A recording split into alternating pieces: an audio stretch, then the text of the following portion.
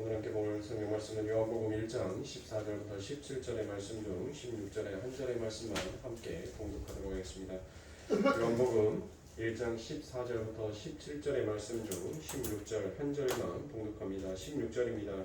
우리가 다 그의 충만한 데서 받으니 은혜 위에 은혜라라. 아멘. 자, 은혜와 진리다라는 말씀을 가지고 세 번째 시간을 함께 갖고 있습니다. 그래서 제가 성도의 마음속에서 그 지배력을 확보하기 위해서 이 마귀가 쓰는 무기가 바로 속임과 강압이다라고 제가 지난 시간에 여러분들과 함께 말씀을 드렸죠. 그래서 이 속임을 당하지 아니하기 위해서는 무엇이 필요하다라고 얘기했습니까? 총명이 필요하다라고 말씀을 드렸죠. 그 총명은 바로 어디에서 얻을 수가 있어요? 말씀에서 얻을 수가 있더라라는 것입니다. 또 이 죄가 우리들을 강압, 즉 힘으로 그것을 무기를 삼아서 도저히 이길 수 없게끔 우리를 만드는데, 여러분들이 이 마귀의 강압을 이길 수 있는 방법이 한 가지가 있다라고 얘기를 했죠. 그것이 무엇입니까? 바로 순종이더라라는 것이에요. 그 순종을 통하여서 그 마귀의 힘을 물리칠 수가 있는 것입니다. 자, 오늘은 이제 죄의 지배 아래 있는 성도들에게 나타나는 징후들이 어떤 것이 있는지 함께 여러분들과 살펴보도록 하겠습니다. 그래서 여러분들이 이 징후들을 들으시면서 나는 죄의 지배 아래에 있는가 아니면 은혜의 지배 아래에 있는가 여러분들을 잘 판단하시면 될 것 같습니다. 자, 죄의 지배에 나타나는 징후가 바로 그 첫 번째가, 죄의 지배 아래에 있는 성도는 스스로 기꺼이 하나님의 말씀을 통해서 영향력을 받으려 하지 않더라라는 것입니다. 다시 말해서 죄의 지배 아래에 있는 사람들은 하나님의 은혜의 말씀이 그 속에 떨어지면 기쁨과 행복으로 그들의 마음 가운데 떨어지는 것이 아니라 오히려 그들의 삶 가운데 있어서 부담으로 찾아오게끔 되어 있더라라는 것입니다. 반면에 은혜의 지배 아래에 있는 성도는 자발적으로 기꺼이 하나님의 말씀이 선포되어지는 그 자리에 무슨 일이 있어도 빠지지 않고 참석을 하게 되어 있습니다. 그러나 죄의 지배 아래에 있는 사람들은 하나님의 말씀을 통하여서 영향을 받고 싶은 마음이 조금씩 사그라지기 때문에, 그래서 그들은 말씀이 선포되어지거나 예배가 있는 곳에서 그들은 전혀 하나님의 말씀을 들으려고도 보려고도 하지 않더라는 것입니다. 결국 그러한 게으름과 나태함은 점점 깊어져서 어느 순간 말씀을 공부하는 자리에서 빠지는 것뿐만이 아니라 오히려 하나님 앞에 예배드리는 그 시간에 빠져 있음에도 전혀 여러분들 그것을 죄로 여기지 아니하고 무덤덤하게 어느 순간부터 받아들이게끔 되어 있더라는 것입니다. 그러한 성도의 삶을 보면서 하나님께서는 지금도 아파하고 계시다라는 것을 사랑하는 성도님들은 잊으시면 안 됩니다. 자, 두 번째로 죄의 지배 아래에 있는 성도는 죄책의 의식에 거의 영향을 받지 않더라라는 것입니다. 즉 자신이 행하고 있는 일이 죄라는 사실을 알고 있음에도 불구하고 죄에 대해 친화적이고 민감하게 되어야 죄책감을 느낄 것인데 전혀 그것을 느끼지 못하는 상태까지 가버리게 되더라는 것입니다. 자, 세 번째는 죄의 지배 아래에 있는 성도는 다른 사람들의 죄를 짓는 것을 전혀 아파하지를 않더라는 것입니다. 남들이 죄를 지으면 오히려 굉장히 기뻐합니다. 나도 죄를 짓고 있는데 쟤도 같이 죄를 지어주니 여러분들 얼마나 기쁘겠습니까? 은혜의 지배 아래에 있는 사람들은 결코 그럴 수가 없는 것입니다. 이건 참으로 여러분들 우리가 심각하게 받아들여야 할 죄의 문제인 것입니다. 그런데 오늘날 기독교인들이 이런 문제들을 전혀 심각하게 받아들이지 않더라는 것이에요. 오히려 심각하게 받아들이는 것은 내 삶 가운데서 일하고 계시지 아니하는 그 하나님, 나의 욕심과 욕망을 채워주시지 아니하는 그 하나님, 그것에 대해서 눈앞에 보여지는 현상들에 대해서, 눈앞에 보여지는 문제들에 대해서 여러분들 더욱더 심각함을 갖고 있다는 것입니다. 그러니까 성도가 진짜 민감하고 진짜 심각해야 될 것에 대해서는 전혀 심각하게 여기지 아니하는 것이, 그게 오늘날 우리들의 문제가 아닐까 싶습니다. 우리 성도라는 사람은 나 외에 다른 사람들에 대해서 전혀 관심이 없다는 것은 커다란 문제인 것입니다. 그게 바로 죄의 지배 아래에 있다라는 증거인 것입니다. 그래서 시편 119편 136절 말씀에 보면 저희가 주의 법을 지키지 아니하므로 내 눈물이 시냇물같이 흐르나이다라고 이와 같이 고백을 합니다. 이게 바로 은혜의 지배 아래에 있는 사람들의 입에서 나오는 고백인 것입니다. 나의 사랑하는 성도가, 나의 사랑하는 형제가, 나의 사랑하는 자매가 제 지배 아래에 있었을 때 여러분들 뭐합니까? 저희가 주의 법을 지키지 아니하므로 내 눈물이 시냇물같이 흐르나이다라는 이와 같은 고백을 하나님 앞에 드리게 되더라는 것입니다. 하나님은 우리 성도들이 바로 이 자리로 가기를 늘 원하시는 것입니다. 자, 네 번째로 자기를 향한 하나님의 불쾌감이나 아픔을 인식하는 그 마음에 신령한 자각들이 사라지게 되어 있더라라는 것입니다.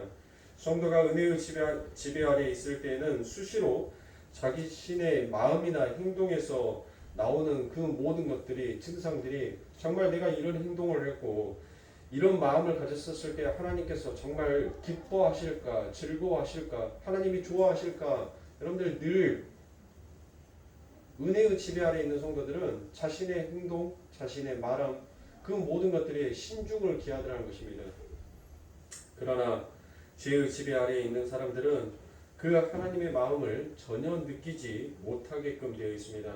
하나님이 아파하든 말든 전혀 나와는 상관이 없고 그것은 나의 관심 받기다라므로 그렇게 살아가는 사람들이 많더라는 것입니다. 느낄 수도 볼 수도 없으니까 그러니까 그들의 삶 가운데서는 실행죄를 막 짓고 살 수밖에 없습니다. 그러나 은혜의 지배 아래에 있는 성도는 자신을 지켜보는 하나님의 불꽃 같은 눈을 인식하기 때문에 함부로 행동을 할 수가 없다는 것입니다. 그래서 시편 77편 6절부터 9절의 말씀에 보면 밤에 한나의 노래를 기억하여 마음에 묵상하며 심령이 궁구하기를 주께서 영원히 버리실까 다시는 은혜를 베풀지 아니하실까 그 인자하심이 길이 다했는가 그 허락을 영구히 폐하셨는가 하나님이 은혜 베푸심을 잊으셨는가 노하심으로 그 국류를 막으셨는가 하였나이다라고 이와 같이 고백을 합니다. 이게 바로 은혜의 지배 아래에 있는 사람들의 민감함이라는 것이에요. 하나님이 나를 어떻게 생각할 것인지 이처럼 민감하게 여기더라라는 것입니다. 사랑하는 성도님들, 우리가 정말 죄의 지배가 아닌 은혜의 지배 아래에 있다면 우리들은 이처럼 한나처럼 여러분들 민감해야 하는 것입니다. 제가 그저께 동생이 마침 화장품이 다 떨어져서 동생이 화장품을 사용하라고 주는 화장품이 있었어요. 거기 보니까 기능적인 면에서 아주 좋은 화장품이었습니다. 향도 좋았고 뭐 미백에 주름 개선까지도 되어 있는 화장품이었습니다. 그래서 그것을 연실 발랐는데 피부에서 제 피부에서 그 노션에 들어있는 성분과 맞지가 않으니까 그 다음날이 되니까 얼굴에 이제 붉고 반점들이 나기 시작하더라고요. 그래도 아마 내가 다른 것으로 인해서 이게 생겼겠지 하고 또 아니라는 생각에 또 그것을 발랐어요. 아니 이튿날이 되니까는 얼굴이 이제 뒤집어지기 시작한 겁니다. 온 얼굴에 이제 붉은 반점이 막 뽀드락지가 나는데 원래 여드름이 나면 간지럽지가 않아요. 근데 이것은 피부에 의해서 그 화장품에 의해서 오는 부작용이다 보니까 얼굴 전체가 간지럽더라고요. 그래서 이 피부를 긴장시키는데 가장 좋은 것이 바로 알로에더라고요. 그래서 알로에를 연실 수시로 계속적으로 발랐습니다. 얼굴에 그렇게 바르고 나니까 이게 이제 피부가 조금 진정이 되어서 이제 얼굴에 울긋불긋한 것들이 많이 가라앉더라고요. 제가 그것을 보면서 느꼈습니다. 한낱 우리 몸에 있는 이 피부조차도 자기의 몸에 맞지 아니하면 그와 같은 반응을 나타내는데 우리가 아버지 하나님의 그리스도인으로서 우리가 죄를 지으면 그 죄에 대한 반응과 민감성이 반드시 우리들의 삶 가운데 부작용으로 나타나야 되는데 어떻게 된 게 나의 삶 가운데서 죄를 여전히 지으면서도 전혀 그 죄에 대한 부작용이 나타나지가 않더라는 것이에요. 어떤 증상이 나에게서 느껴지지가 않더라는 것입니다. 이런 문제들을 우리들은 정말 심각하게 여기면서 살아야 될 것입니다. 왜 우리들이 그와 같은 생각을 하며 왜 그런 죄를 지었음에도 이렇처럼 시편 77편에 나와 있는 이 고백처럼 여러분들 우리들이 왜 이렇게 민감하지 못합니까? 바로 그것이 I don't care. 그게 나랑 무슨 상관이 있냐? 하나님이 아파하는 말들은 그게 나와 무슨 상관이 있냐는 거예요. 나만 행복하면 되고 나만 편하면 되지, 나만 즐거우면 되지라는 아무래도 이런 죄된 생각이 오히려 아버지 하나님께서 아파하는 그 마음에 대한 민감성을 우리들이 갖지 못하는 바가 아닌가 싶습니다. 사랑하는 성도님들, 오늘 시편의 기자가 이와 같이 자신의 죄를 지음으로 인하여서 그 하나님이 내게 긍휼 베푸시는 것을 잊어버리셨을까라고 싶을 정도만큼 그렇게 처절하게 하나님 앞에 자기 모든 것들을 간구했던 이 시편의 기자처럼 우리들이 어떤 죄를 지었었을 때 하나님께서 얼마나 아파하셨을까, 그 하나님께서 얼마나 나로 인하여서 저들의 죄를 용서해 달라고 그 하나님께서 얼마나 눈물을 흘리셨을까, 여러분들 생각하시면서 늘 민감한 자세로 가야 할 줄 압니다. 자, 다섯 번째는 죄의 지배 아래 있는 성도는 특정한 악에 대해서 계속적으로 상상을 하게 되어 있더라는 것입니다. 그게 바로 죄의 지배 아래 있는 사람들의 특징인 것입니다. 그러니까 이 죄는 제일 먼저 성도의 무엇을 먼저 장악을 하냐면 생각을 먼저 장악을 하더라는 것이에요. 자꾸 생각을 공격하더라는 것입니다. 그 생각을 통하여서 마음에 죄를 짓게끔 만들더라는 것이에요. 그러니까 여러분들 보세요. 내가 어떤 마음의 분함이 있어요. 예? 뭐 싸움을 했는데 그 녀석이 저보다 한 대 더 때렸어요. 그러니까 분하죠. 한 대 더 맞았으니까. 내가 오히려 그때 한 대 더 때리고 와야 되는데 한 대를 더 맞고 왔으니 여러분들 얼마나 분합니까? 그 분함이 밤새 머릿속으로 생각을 하더라고요. 내가 저놈을 기필코 어떻게 해서라도 한 대를 때릴 것이다라는 그 생각을 계속하게 함으로 인하여서 그 생각이 결국은 우리의 마음, 심령을 상하게끔 만들어 버리더라는 것이에요. 결국 죄는 우리의 생각을 이렇게 지배해 버립니다. 이렇게 생각을 지배한 것이 결국은 그 마음 속에서 그 죄의 영향력으로 마음이 완악하여지고 그 완악함이 여러분들 절제하지 못하면 결국 그것을 실행죄로 옮겨버리는 그와 같은 죄를 범하게끔 되더라는 것입니다. 그러므로 사랑하는 성도님들, 지금 여러분들이 은혜 안에 있는지 죄 아래에 있는지 아마 이 말씀을 들은 모든 저와 여러분들은 전부 다 은혜 아래에 있는 것보다 죄 아래에 속해 있는 것들이 더 많을 줄 압니다. 그러면 제가 지금 여러분들에게 죄 아래에 있는 여러분들을 질탄하기 위한 것이 아닙니다. 지금 저와 여러분들은 이렇게 우리가 죄 아래에 있는 우리들을 하나님께서 은혜 위에 은혜를 더하셔서 이제 은혜의 지배 아래 받는 사람으로 우리를 만들어가고 계신다라는 그 하나님의 참다운 사랑을 깨닫고 알기 위하여서 우리들의 실체가 어떤 것인지를 지금 낱낱이 파헤치고 있는 것뿐이니까 혹시 하나님의 복음의 말씀을 들으면서 또 언짢아 하시지 아니하셨으면 감사하겠습니다. 자, 여섯 번째로 죄의 지배 아래에 있는 사람은 죄의 죽임의 방편들을 너무나도 소홀히 하더라는 것입니다. 왜요? 아니 내가 죄를 지음으로 인하여서 뭐를 못 느끼는 거예요? 불편함을 못 느끼는 거예요. 오히려 그 죄를 지음으로 인해서 여러분들 그 죄로 인하여서 내가 뭐예요? 오히려 즐거워요. 오히려 기쁘고 오히려 행복하며 오히려 그 죄를 지을 때 더 편안하다는 거예요. 왜요? 내 마음대로 하니까, 내가 하고 싶은 대로 하니까 오히려 편하다는 것이에요. 그런데 자꾸 내 안에 있는 성령이 무엇합니까? 죄를 죽이라라고 얘기를 해요. 회개하라 천국이 가까웠다라고 욕을 한단 말이에요. 아니 이스라엘 백성들에게는 지금 무엇해요? 아니 지금 내가 살아가고 있는 삶이 전혀 불편함이 없는데 내가 하나님의 율법의 말씀을 지키면서 내가 그렇게 이 세상을 살아가고 있는 것이 전혀 나에게 있어서 해가 될 것이 없는데 아니 느닷없이 어떤 선지자가 한 명이 딱 나왔더만은 회개하라 천국이 가까웠다라고 그와 같이 외치더란 거예요. 그러니 얼마나 불편합니까? 그렇죠. 그러니까 그 외치는 자를 죽여버리는 거예요. 왜요? 지금 내 삶이 괜찮다는 거예요. 근데 지금 내 삶에 나는 만족한다는 거예요. 즉 그와 같은 만족은 뭐예요? 내가 굳이 죄를 왜 쫓아보내야 돼? 왜 죄를 내 마음속에서 내보내야 돼? 그와 같은 생각을 하게끔 되어 있더라는 것이에요. 저와 여러분은 하나님께서 성도가 죄를 죽이면 은혜 아래에 사는 수단을 주셨습니다. 그것이 바로 무엇이냐면 민즈 오브 그레이스입니다. 이 민즈 오브 그레이스라는 것은 바로 은혜의 수단을 말하는 것입니다. 그 은혜의 수단으로 우리에게 주어지는 것이 바로 무엇이냐면 바로 세 가지가 주어집니다. 첫 번째가 말씀과 기도와 성례인 것입니다. 자, 여러분들 성례는 세례와 성찬을 이야기하는 것이죠. 그래서 여러분들 우리가 성례를 할 때 무엇을 합니까? 떡과 포도주를 통하여서 여러분들 우리의 죄를 씻는 것이 무엇인지를 우리의 오감을 통하여서 여러분들 느끼고 체험을 하는 것이 바로 성례인 것이에요. 그것이 바로 민즈 오브 그레이스, 바로 은혜의 수단이더라라는 것입니다. 즉 여러분들 이 성례를 통하여서 여러분들이 무엇을 깨달아야 되는 거냐면 그 안에 뭐가 담겨져 있어요? 성례 안에는 이 성례를 여러분들 이 떡과 포도주 안에 무엇이 담겨 있냐면 말씀과 기도가 담겨져 있는 거예요. 이것을 함축시키면 성례 안에는 말씀과 기도가 함축되어 있는 것이에요. 그러니까 즉 민즈 오브 그레이스라는 것은 결국 말씀과 기도다라고 우리가 함축하여서 이야기하면 될 것 같습니다. 그러니까 보세요. 하나님의 백성들이 말씀을 상고하지 아니하고 말씀을 잊지 아니하고 여러분들 어디에서 여러분들 저 하늘에 대한 총명을 얻을 것이냐고요.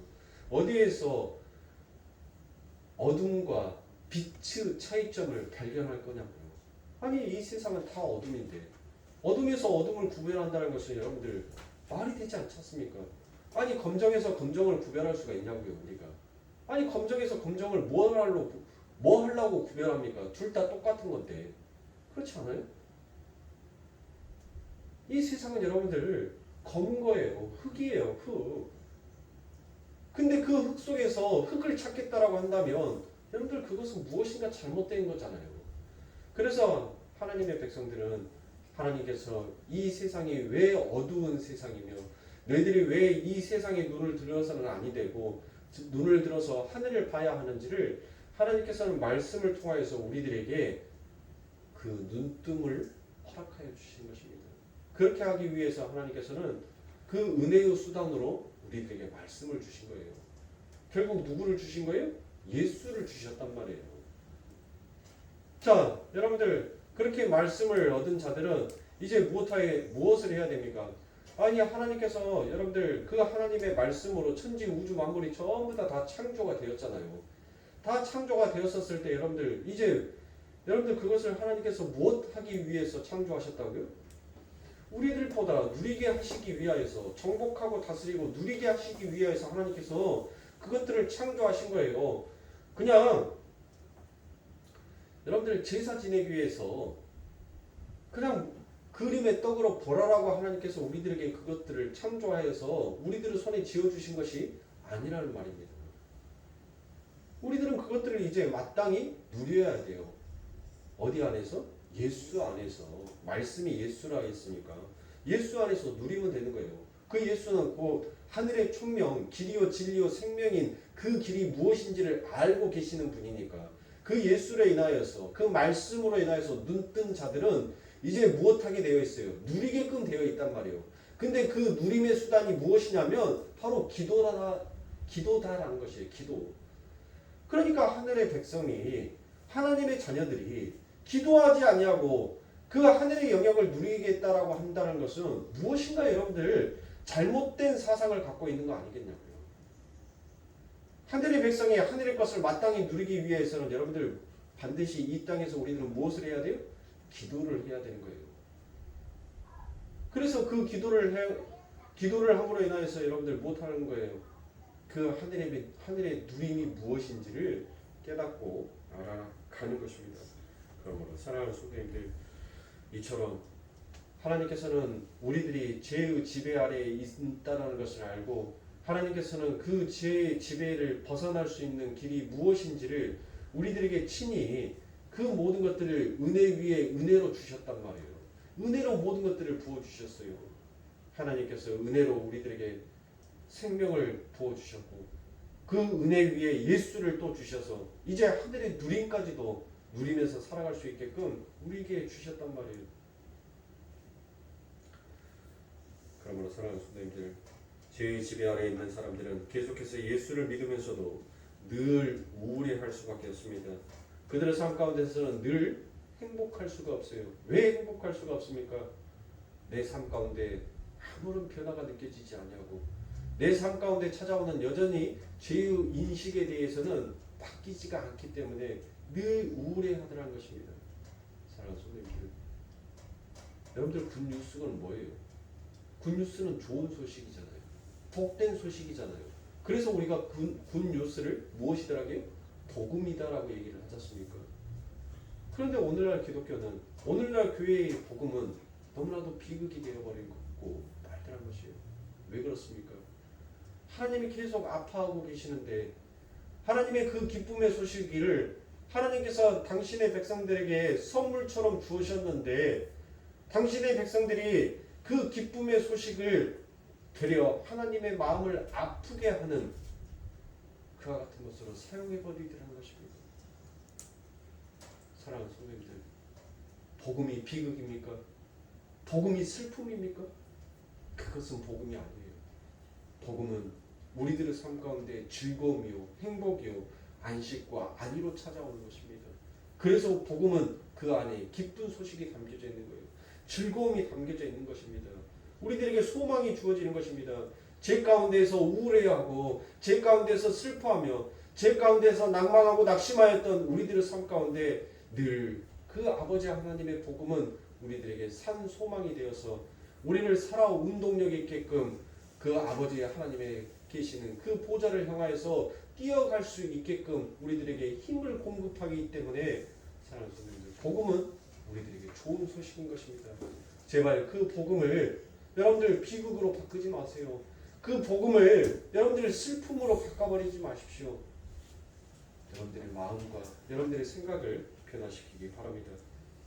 자, 그러면 성도가 죄의 지배를 받고 있을 때 어떻게 대처를 해야 하는지에 대해서 여러분들에게 설명을 해드리도록 하겠습니다. 우리가 지난 시간에 죄가 속임과 강압으로 우리 성도들을 유혹할 때 하나님의 말씀을 잘 탐구하고 배워서 총명을 잊지 말고 하나님의 말씀에 순종하고자 하는 의지를 발휘해야 한다라고 제가 여러분들에게 말씀을 드렸죠. 그 대처 방안을 크게 두 가지로 말씀을 드리겠습니다.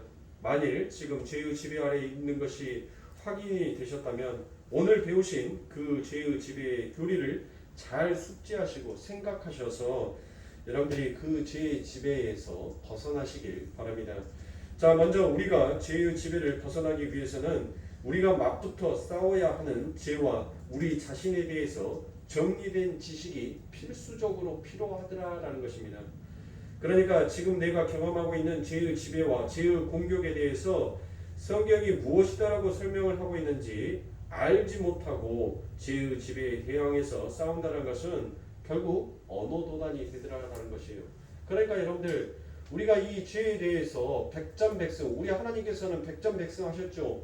그 하나님께서 나와 함께하여 주셔요. 그러면 그 죄에 대해서 지금 나랑 대적하는 그 적군에 대해서 여러분들 알아야 할 거 아닙니까? 그들의 정체성을 알아야지만이 그들에 대해서 정확하게 싸움을 할 수가 있을 거 아닙니까? 그렇지요. 그렇게 하기 위해서는 우리들이 무엇이 필요하다는 거예요? 말씀이 필요하다는 거예요. 그 말씀 속에서 우리가 말씀을 읽음으로 인하여서 우리가 말씀을 읽는다는 것은 결국 누구의 도움이 필요하다는 거예요? 예수의 도움이 필요하다는 거예요. 하나님의 도움이 필요하다는 겁니다. 그러면 우리들은 무엇을 들고 가는 거예요? 우리들은 여러분들 율법의 지식을 들고 가는 것이 아니라 이 말씀을 상고하고 그 말씀 속에서 나에게 비추어지는 그 하나님의 빛의 조명, 그 조명을 바람으로 인하여서 내가 지금 어떠한 상태인지를 정확하게 여러분들 파악할 수가 있어요. 그렇게 파악한 자가 무엇하는 거예요? 그들과 싸워서 여러분들 그들의 약함이 어딘지를 알고 그 약함을 공격하여 그들을 승리로 전멸시키고 승리로 이끌어 갈 수 있는 것입니다. 그러니까 여러분들 보세요. 여러분들이 감기에 걸렸어요. 감기에 걸리면 여러분들 무엇을 먹어야 됩니까? 정확하게 감기약을 먹어야지 여러분들 그 병을 이겨낼 수가 있을 거 아닙니까? 그렇죠. 그런데 감기에 걸렸는데 변비약을 먹는다라고 여러분들 생각해 보세요. 아니, 감기약이랑 변비랑 무슨 상관이 있어요? 전혀 상관이 없는 거예요. 그런데 자꾸 변비약을 먹고 엉뚱한 약을 먹고 엉뚱한 약들을 먹고 난 다음에 왜 이 병이 낫지 않지라고 얘기하는 것과 똑같더라는 거예요. 지금 내 몸의 상태가 어떤 상태인지를 정확하게 파악을 해야지 그 파악하고 난 다음에 내 몸에 나타나는 증상을 정확하게 치료를 할 수 있을 거 아닙니까? 아니 손가락이 찢어졌는데 발가락을 꼬매면 되겠어요? 지금 우리들은 하나님의 말씀을 보지 아니하고 내가 나에게 오는 그 대적과 싸우겠다라고 얘기하는 것은 지금 우리가 눈 감고 수술대에서 내 살을 꼬매는 것과 똑같은 거예요. 여러분들 안 무서우세요? 여러분들 눈 감고 여러분들의 손가락을 여러분들 꼬맨다라고 생각해 보세요. 그게 가능이나 하겠어요? 이처럼 제 집에 벗어나기 위해서는 정확하게 나의 상태가 어떤 상태인지를 명확하게 진단할 수 있어야 하는 것입니다. 그 진단할 수 있는 것은 결국 무엇을 통하여서요? 말씀을 통하여서 내 상태가 어떠한 것인지를 정확하게 진단을 내릴 수가 있어요. 그 진단은 누가 내게 말을 해주는 거예요? 내 안에 계신 성령이.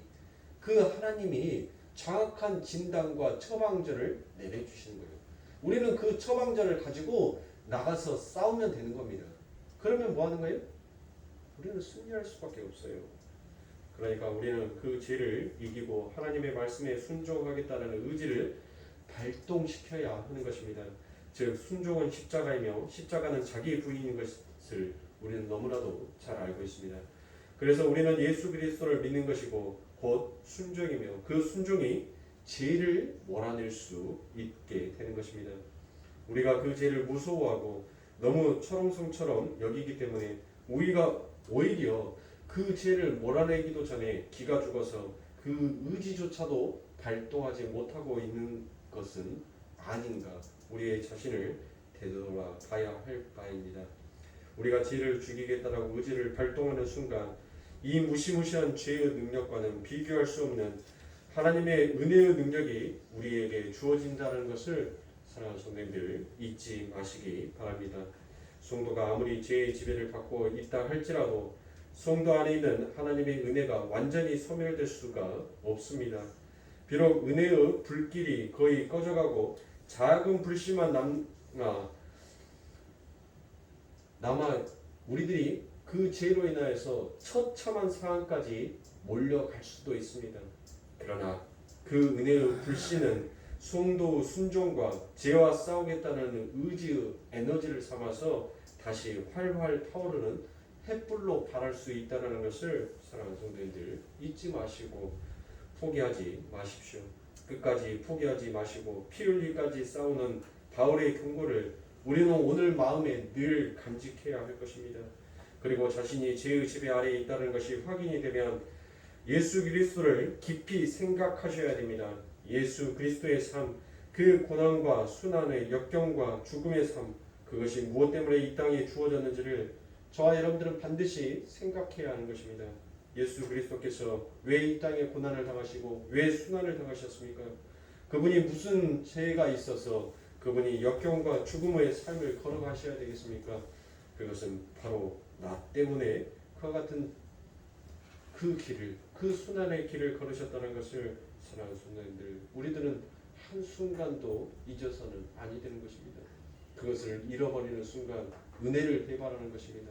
그것을 잃어버리는 순간 은혜를 저버리는 자의 삶을 사는 것입니다.